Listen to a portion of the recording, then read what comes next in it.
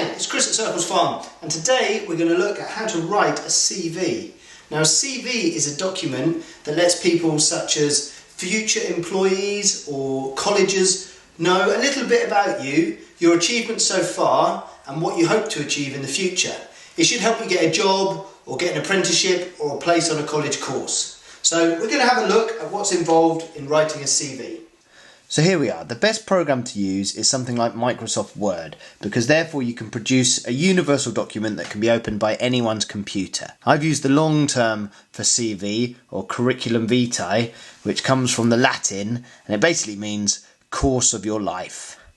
After you've put your name at the top, you want to put some contact details, and then a little bit about yourself. So what you like doing, a little bit about your interests and your hobbies.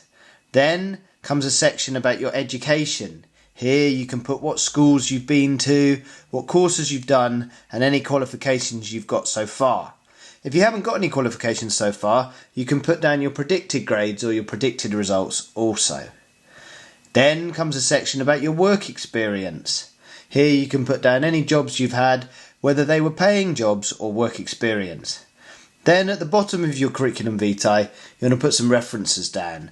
These are people who you've worked for, who your future employees or colleges can phone up to get a better idea about you.